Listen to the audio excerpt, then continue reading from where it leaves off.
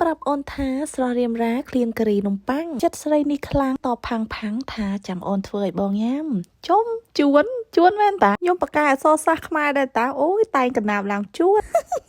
ជំរាបសួរសួស្តីបងប្អូនទាំងអស់គ្នាវីដេអូនេះតមកពីវីដេអូទៅសារផឹកមាញ់នេះឯងឡប់មកពីសារវិញគឺថាមុជទឹកមុជស្បែកកូនហើយអេកូនញ៉ាំហើយចាប់ដើមទាញបន្លែទាញគ្រឿងមកឲ្យធ្វើម្ហូបឲ្យប្តីញ៉ាំម្ដងហើយអមរមឲ្យបងប្អូនទាំងអស់គ្នាមានគ្រឿង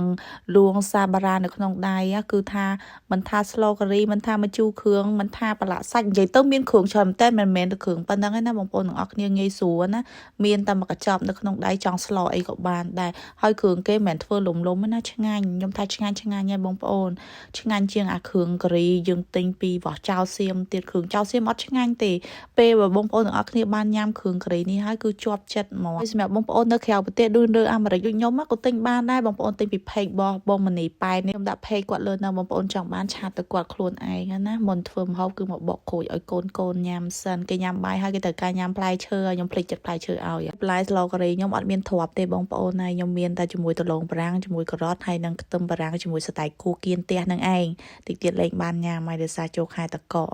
ហើយខ្ញុំសួរប្តីទៅគាត់ចង់ញ៉ាំជាមួយនឹងឆ្អឹងជនីណាមួយខ្ញុំចង់គាត់ញ៉ាំមួយឆ្អឹងជនីផងវាឆ្ងាញ់ជាងណាមួយទៅវាស្លវាលឿនជាងមួយសាច់មាន់វាយូរអីចឹងទៅណាចឹងគាត់ព្រមស្លមួយឆ្អឹងជនីហើយស្លការីសាច់កុំកាប់ទុយពេកកាប់ធំបានចូលជាតិហើយឆ្ងាញ់វាងុំពេលយើងកាប់ទុយអត់ឆ្ងាញ់ទេអញ្ចឹងឆ្អឹងជនីនេះខ្ញុំកាត់វាជាកង់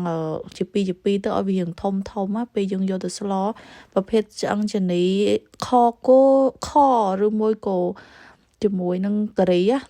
កាប់សាច់ធំបានឆ្ងាញ់កាប់សាច់ក៏ជួយលើករសជាតិម្ហូបយើងដែរបងប្អូនហើយគ្រឿងការីនេះខ្ញុំដាក់មកកញ្ចប់តាមបងប្អូនលៃណាតាមពិតទៅយើងដាក់រៀងស្ទើរជាងហ្នឹងក៏បានដែរតែខ្ញុំខ្ជិលយកទៅទុកធ្វើអីទៀតខ្ញុំស្ដាប់វាមកកញ្ចប់ហ្មងទៅ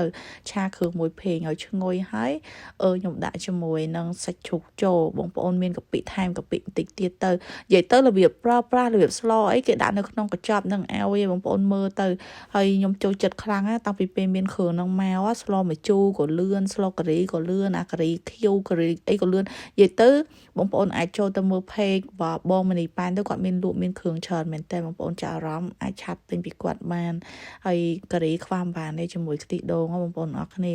ហើយបងប្អូនអរគ្នាចូលចិត្តសាច់ដីបុកទៀតទៅតែខ្ញុំអត់ដាក់ឯងព្រោះប្តីខ្ញុំអត់ចូលចិត្តណាហើយខ្ញុំអត់ដាក់ជាមួយកាពិឯងខ្ញុំដាក់ជាមួយនឹងទឹកត្រីបន្តិចទៅប្តីខ្ញុំអត់សូវចូលចិត្តក្លិនកាពិតែគ្រឿងការីនេះឆ្ងាញ់មែនណាបងប្អូនហើយយើងគ្រាន់តែថែមថយគ្រឿងមានចាវស៊ុបអំបិលហើយខ្ញុំអត់ទាន់ប្រើស្ករទេខ្ញុំប្រើជាមួយទឹកដោះគោផ្អែមដោ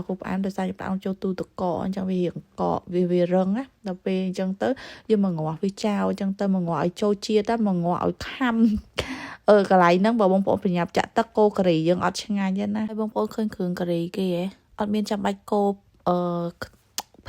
កោភេងជាមួយនឹងម្ទេសមុនទេណាគឺក្រហមចឹងឯងហ្មងមើលទៅតំណងណាហើយទៅខ្ទិះមែនតើអានេះបើសិនយកទៅការីមួយបកងវិញអូយឆ្ងាញ់ញាក់ហ្មងនិយាយមែនសាក្រោយខ្ញុំធ្វើបកងទិញបកងយកមកការីញ៉ាំម្ដងឲ្យវាប្លែកចឹងណាហើយយើងដាក់ជាមួយនឹងបន្លែរឹងចូលមុនទៅពីមុនខ្ញុំដាក់ចូលទាំងអស់ទៅមីងគាត់ប្រាប់ថាចេះអត់ទេស្លការីក៏ដោយស្លកកក៏ដោយគេដាក់បន្លែរឹងចូលមុនអីចឹងតែខ្ញុំពេលខ្លះទៅខ្ញុំវាខ្ជិលក៏ដាក់ចូលទាំងអស់ទៅការីខ្ញុំអត់មានទ្រាប់ទេមានទ្រាប់ទៀតប្រហែលឆ្ងាញ់តែពេលខ្លះដាក់ទ្រាប់ច្រើនទៅក៏វារៀងជូរដែរហើយខ្ញុំបងបន្លែចូលហើយយើងបើករឹមទៅឲ្យវាផុយព្រោះបន្លែតើផុយខ្លាំងបានកូនខ្ញុំគាត់ញ៉ាំបើរៀងជប់អត់ញ៉ាំទេហើយទៅយើងបើកភ្លើងតិចឲ្យវាងុំស្លការីតើងុំមិនឆ្ងាញ់ហើយខ្ញុំបើកភ្លើងហ្នឹងតាំងពីម៉ោងខ្ញុំស្លរហូតដល់ម៉ោងប្តីខ្ញុំគាត់ញ៉ាំដល់ពេលអញ្ចឹងទៅវាងុំឆ្ងាញ់មែនតើបងប្អូនស្លការីក៏ដោយស្លចាប់ឆាយក៏ដោយស្លភ្លាមញ៉ាំភ្លាមបន្លែរឹងអត់ឆ្ងាញ់ទេចាញ់ឲ្យយើងទុកឲ្យងុំមិនឆ្ងាញ់ហើយអានេះសាច់ខ្ញុំទុកឡើងងុំឡើងបន្លែឡើងសាច់ហើយនឹងឆ្អឹងណាចង់ល្វែចេញពីគ្នាគ្រាន់តែដាក់ចូលមាត់ទៅក៏ល្វែដែរហើយបងប្អូនឃើញហ៎អត់មានកោប្រទេសមុនទេតែស្លគេឡើងក្រហមទៅនងមែនតែនខ្ញុំចូលចិត្តហើយកុំភ្លេចគាំទ្រផលិតផលខ្មែរហើយនំប៉័ងតែ4ដុំនេះទៅគឺប្តីខ្ញុំញ៉ាំគាត់ហើយបងប្អូនអរគ្នាញ៉ាំការីប្រពន្ធខ្ញុំធ្វើឲ្យអូយសប្បាយចិត្តមកឲ្យតែពេល បានរបស់ដែលខ្លួនឯងចង់ញ៉ាំហើយទៅកំងភ្លាមប្រពន្ធធ្វើភ្លាមអើយនិយាយឡើងសតុនហ្មងហើយបងប្អូនចាអារម្មណ៍រៀងខ្ញុំហ៎រៀងខ្ញុំឥឡូវរៀងទួចជាងមុនបន្តិចណាកុំបាន skinny ទេដែលធ្វើរៀងខ្ញុំនឹងរៀងស្រក់ខ្លាំងជាងមុនអញ្ចឹងបើអញ្ចឹងទេមូលតាល់ទៀតឥឡូវហើយរបៀបលេបខ្ញុំគឺលេបមួយចំណិតមុនពេលចូលគេងជារៀងរាល់ថ្ងៃខ្លះមួយឡែងដែរមិនមែនថារាល់ថ្ងៃពេកទេហើយបងប្អូនចង់ប្រើប្រាស់កុំភ្លេចឆាទៅភ័យផ្សារធម្មជាតិ24ខ្ញុំមិនមែនជាអ្នកលក់ទេហើយបងប្អូនដែលគាត់សួរខ្ញុំថាលាបមិនឲ្យស្រក់បងប្អូនទាំងអស់គ្នាញ៉ាំទឹកឲ្យបានច្រើនហើយបងប្អូនទាំងអស់គ្នាបើអាចតមមកហូបតមអីបានទៀតពេលយប់គឺស្រក់លឿនតែខ្ញុំតមវាមិនបានព្រោះខ្ញុំមើលកូន3អញ្ចឹងខ្ញុំញ៉ាំធម្មតាអូមើលសិនខ្ញុំចេះហាត់ប្រាណទៀតតែបងប្អូនស្រក់លឿនជាងនឹងទៀតអូខេអរគុណច្រើនបងប្អូនទាំងអស់គ្នាតាមដានវីដេអូខ្ញុំបាយបាយជួបគ្នានៅវីដេអូក្រោយណា